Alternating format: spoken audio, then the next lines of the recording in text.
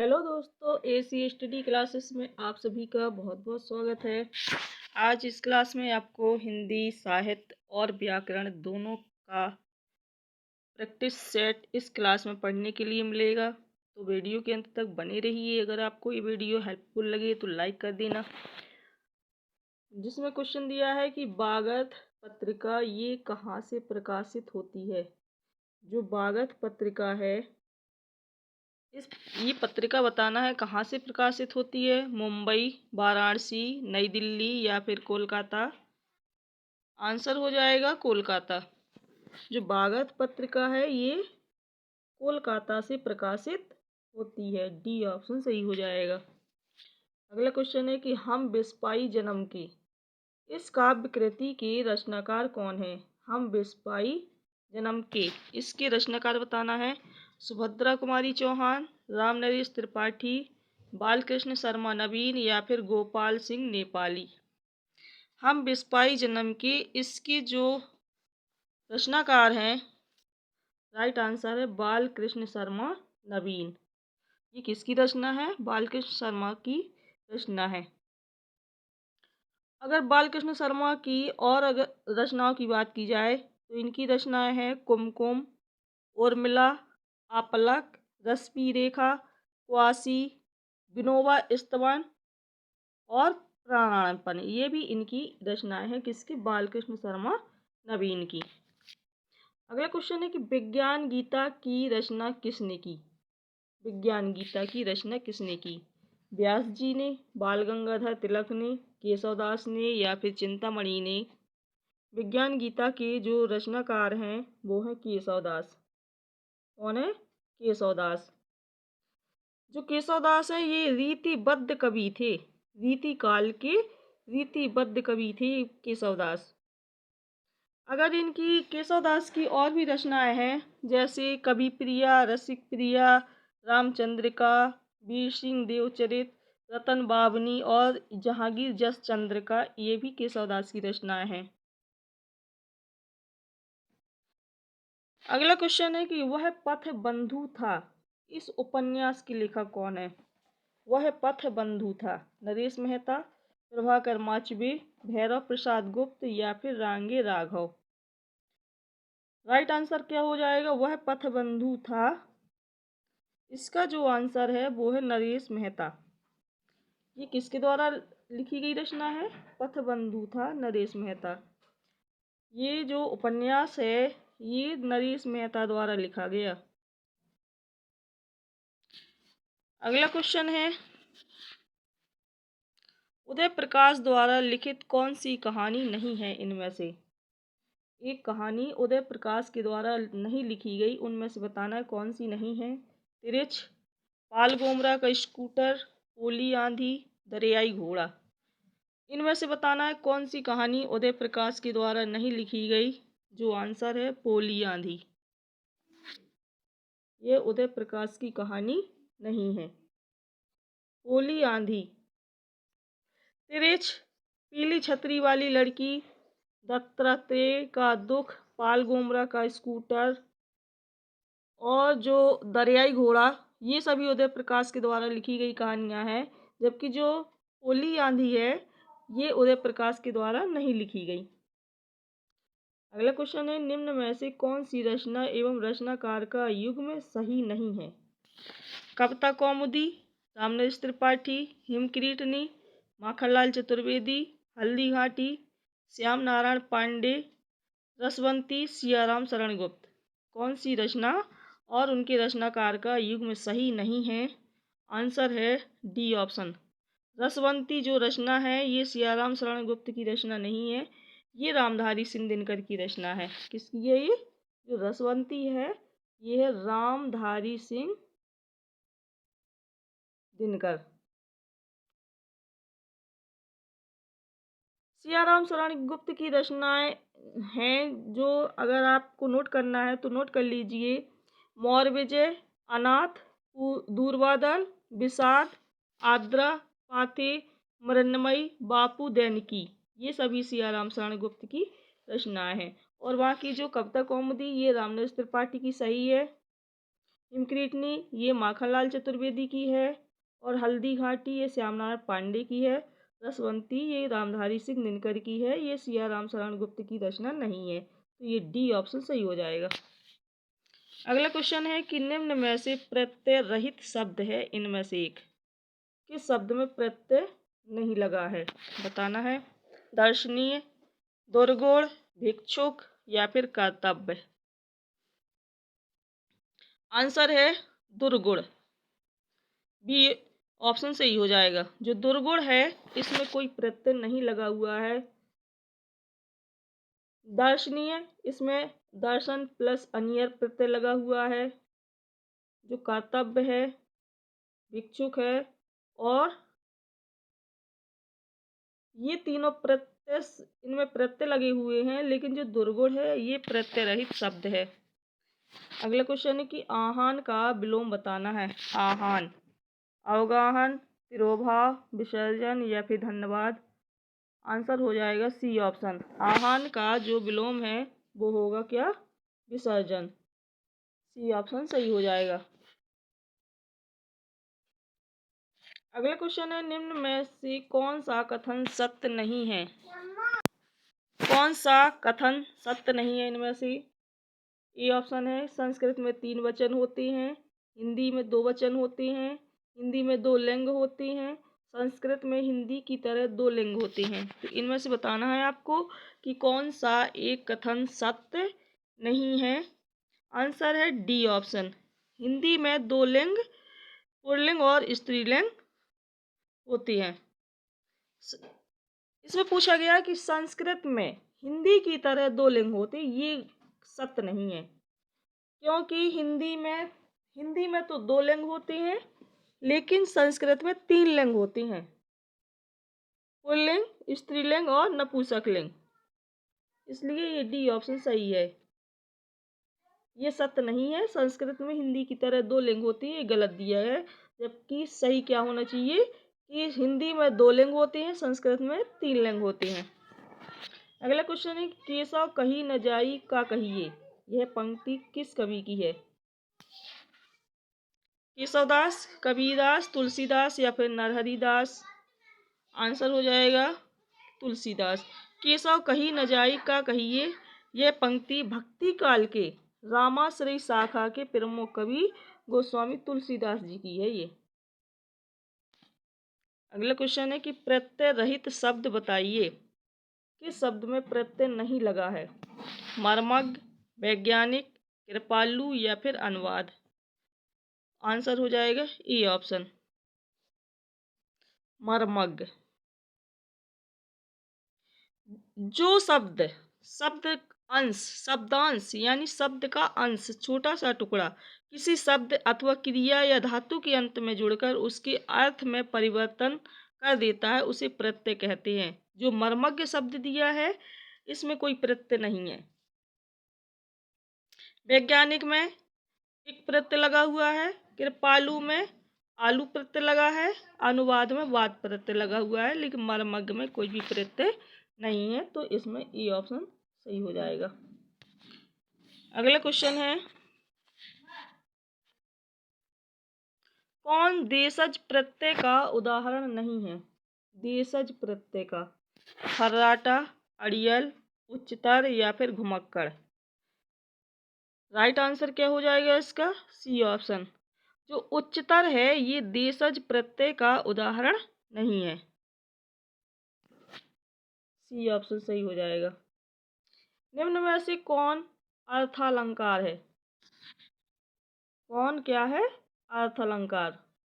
श्लेष, यमक, वक्रोक्ति या फिर रूपक। आंसर हो जाएगा डी ऑप्शन। जो रूपक है ये क्या है? अर्थालंकार है।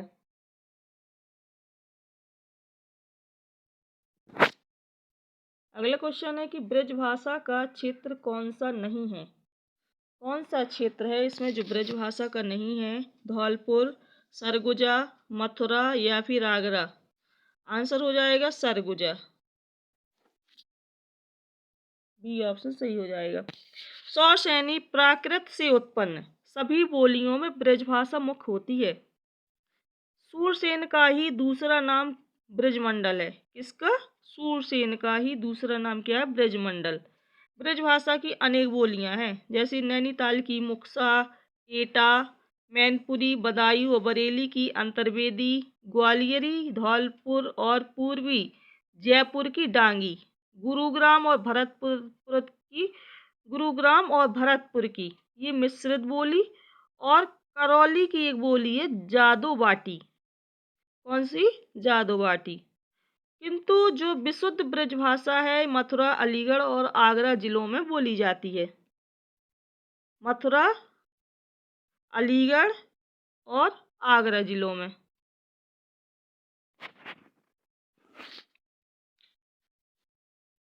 अगला क्वेश्चन है, आदिकाल को बीजोपन काल नाम ये किसने दिया? विश्वनाथ प्रसाद मिश्र, रामचंद्र शुक्ल, महावीर प्रसाद द्विवेदी या भागीरथ मिश्र। आदिकाल को बीजोपन काल नाम किसने दिया? तो ये दिया था महावीर प्रसाद द्विवेदी ने, यानी सी ऑप्शन इसका सही हो जाएगा। किस शब्द में आ उपसर्ग नहीं है? आजन्म, आगमन, आकर्षक या फिर आदरणीय।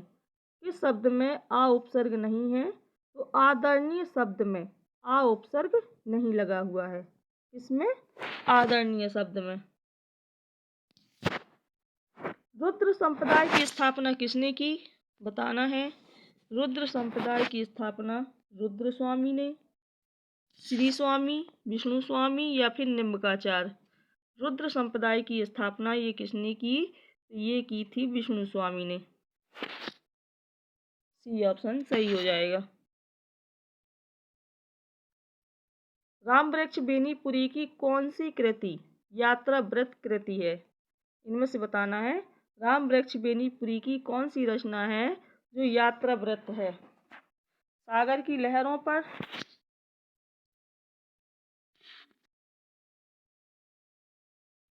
अप्रवासी की यात्राएं, पैरों में पंख बांधकर या फिर मेरी यूरोप यात्रा। राइट आंसर हो जाएगा पैरों में पंख बांधकर। राम वृक्ष बेनीपुरी की कौन सी रचना है? पैरों में पंख बांधकर।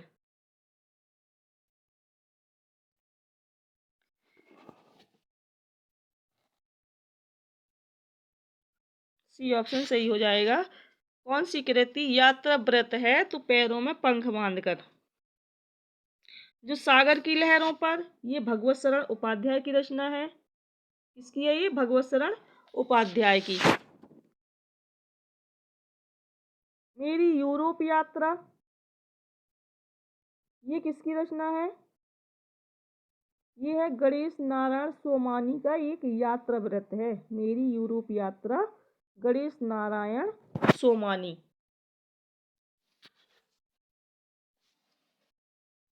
जो अप्रवासी की यात्राएं हैं, अप्रवासी की यात्राएं, ये डॉक्टर नगेंद्र की रचना है। नोट करना है आपको। अप्रवासी की यात्राएं ये किसकी है? डॉक्टर नगेंद्र की। अगला क्वेश्चन है, वल्लभाचार्य द्वारा रचित ग्रंथ का नाम बताना है। वल्लभाचार्य के द्वारा रचित ग्रंथ का नाम। सिद्धांत संग्रह, अध्यात्म रामायण, महाभाष्य या फिर अणुभाष्य। कौन सा ग्रंथ है जो वल्लभाचार्य का है? आंसर हो जाएगा अणुभाष्य। डी ऑप्शन सही हो जाएगा। वल्लभ संप्रदाय के प्रवर्तक आचार्य वल्लभाचार्य हैं। इनके मार्ग को पुष्टि मार्ग कहा जाता है। वल्लभाचार्य के लिखे ग्रंथ पूर्वमीमांसा, भाष्य, श्रीमद् भागवत, सूक्ष्म टीका, तत्वदीप निबंध, ये सभी वल्लभाचार्य के ग्रंथ हैं। वल्लभाचार्य जी अणुभाष्य कृति को पूरा नहीं कर पाए थे। किस रचना को? अणुभाष्य को। इसको ये पूरा नहीं कर पाए थे, जिसे उनके पुत्र विट्ठलनाथ ने पूरा किया था। वल्लभाचार्य के पुत्र का नाम क्या था? विट्ठलनाथ। विट्ठलनाथ ने इस अणुभाष्य को पूरा किया था। निम्न में से कौन सी रचना के रचनाकार का नाम सही नहीं है? इनमें से बताना है। फूल नहीं रंग बोलती है, केदारनाथ अग्रवाल। उस जनपद का कवि हूँ, त्रिलोचन शास्त्री। सीढ़ियों पर धूप, शमशेर बहादुर सिंह। यह संसद से सड़क तक। इसका राइट आंसर क्या हो जाएगा? सी ऑप्शन, सीढ़ियों पर धूप। ये शमशेर बहादुर सिंह की रचना नहीं है। जो सीढ़ियों पर धूप है ये रघुवीर सहाय की रचना है। किसकी? रघुवीर सहाय की। रघुवीर सहाय। इस प्रकार आपको नोट कर लेना है, बोलते जा रहे हैं हम। अगला कुछ क्वेश्चन है कि लक्ष्मीपुरा ये किस विधा की रचना है? लक्ष्मीपुरा यात्रावृत्त, निबंध, रिपोर्टाज या फिर डायरी। आंसर इसका हो जाएगा सी ऑप्शन। जो लक्ष्मीपुरा है ये क्या है? एक रिपोर्टाज है। क्या है ये? रिपोर्टाज।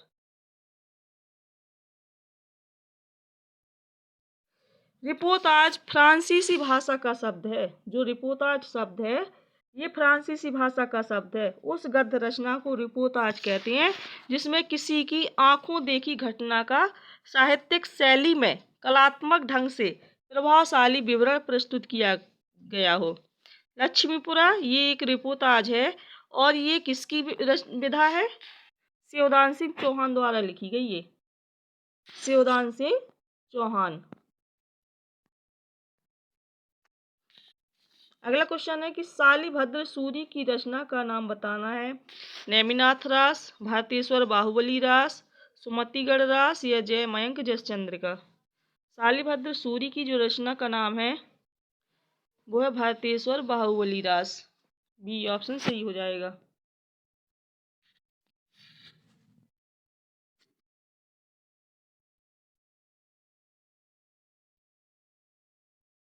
भारतेश्वर बाहुबली रास। जो नेमिनाथ रास है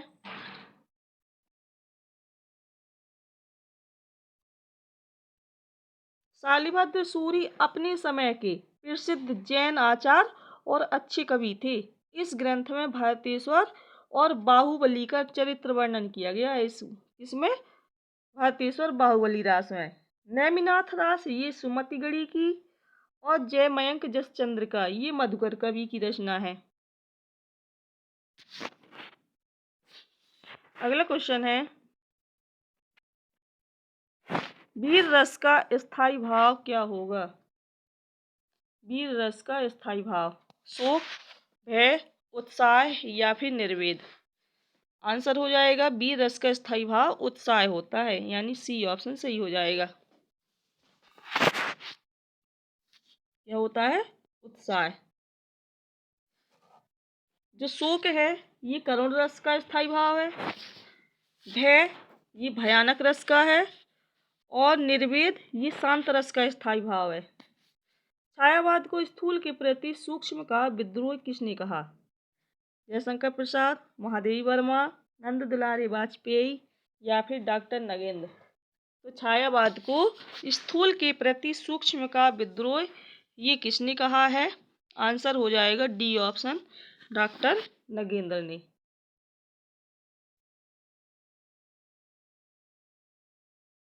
अगला क्वेश्चन है निम्न में से कौन सी रचना एवं रचनाकार का युग्म सही नहीं है? काव्य निर्णय, भिखारी दास, रस रहस्य, कुलपति मिश्र, रस विलास, चिंतामणि, भाव विलास, केशवदास। आंसर हो जाएगा डी ऑप्शन, भाव विलास केशवदास। ये केशवदास की रचना नहीं है। जो काव्य निर्णय ये भिखारी दास की सही है। रस रहस्य कुलपति मिश्र की है। रस विलास ये चिंतामणि की है। लेकिन जो भाव विलास है ये केशवदास की नहीं है, ये है देव की रचना। किसकी है? देव कवि की। अगला क्वेश्चन है अर्ध कथानक ये किस विधा की रचना है? जीवनी, उपन्यास, आत्मकथा या फिर नाटक। तो ये एक आत्मकथा है। अगला क्वेश्चन है कि फणी स्वरनाथ रेणु की कौन सी कहानी है? अगला क्वेश्चन है कि फणी स्वरनाथ रेणु की कौन सी कहानी है? फणी स्वरनाथ रेणु की कौन सी कहानी है इसमें से? रसप्रिया, रासाकेटक, रसिक प्रिया या फिर प्रिय नीलकंठी। आंसर हो जाएगा ए ऑप्शन, रसप्रिया। हरीश और नाथ रेणु की कहानी कौन सी है? रसप्रिय। अगला क्वेश्चन है कि साकेत महाकाव्य का सर्वाधिक मार्मिक सर्ग कौन सा है? षष्ठ, सप्तम, अष्टम या फिर नवम? तो साकेत महाकाव्य का सर्वाधिक जो मार्मिक सर्ग है वो है कौन सा? नवम सर्ग, यानी डी ऑप्शन सही हो जाएगा। जो साकेत महाकाव्य है ये मैथिली शरण गुप्त द्वारा लिखा गया है। जो मैथिली शरण गुप्त हैं ये राम भक्त कवि थे और उनका साकेत जो है ये राम कथा पर आधारित महाकाव्य है। साकेत राम कथा पर आधारित एक क्या है? महाकाव्य है। किसका? मैथिली शरण गुप्त का, जिसके नवम सर्ग में उर्मिला का विरह वर्णन विशद रूप में किया गया। नौवें सर्ग में उर्मिला का विरह वर्णन बहुत ही विशद रूप में किया गया है। साकेत महाकाव्य का सर्वाधिक जो मार्मिक सर्ग, इसलिए नवम सर्ग है। अगला क्वेश्चन है कि अल्मोड़े का बाजार ये किस विधा की रचना है? जीवनी है, रिपोर्टाज है, प्रगति है या फिर यात्रावृत है? अल्मोड़े का बाजार, आंसर हो जाएगा रिपोर्टाज। अल्मोड़े का बाजार ये प्रकाश चंद्र गुप्त की, किसकी? प्रकाश चंद्र गुप्त। प्रकाश चंद्र गुप्त की क्या है? एक रिपोर्टाज विधा है ये। अल्मोड़े का जो बाजार है ये एक रिपोर्टाज है, किसकी? प्रकाश चंद्र गुप्त की। अगला क्वेश्चन है कि निम्न में से कौन रेखा चित्र विधा की रचना है? रेखा चित्र, कठगुलाब, क्षण बोले कण मुस्कुराए, पुरानी स्मृतियां या फिर रेखाएं बोल उठी? आंसर हो जाएगा ई ऑप्शन, कठगुलाब। ये रेखा चित्र विधा की रचना नहीं है। इसमें नहीं पूछा गया है कौन रेखा चित्र विधा की रचना नहीं है। कठगुलाब, क्षण बोले कण मुस्कुराए, पुरानी स्मृतियां या रेखाएं बोल उठी? आंसर हो जाएगा ए ऑप्शन, कठगुलाब। ये रेखा चित्र की विधा की रचना नहीं है। जबकि क्षण बोले कण मुस्कुराए ये कन्हैयालाल मिश्र प्रभाकर की रेखा चित्र रचना है। पुरानी स्मृतियां ये प्रकाश चंद्र गुप्त की, और रेखाएं बोल उठी ये देवेंद्र सत्यार्थी का रेखा चित्र है ये। अगला क्वेश्चन है निम्न में से कौन शिलांकित कृति है? शिलांकित, पाहुड़ दोहा,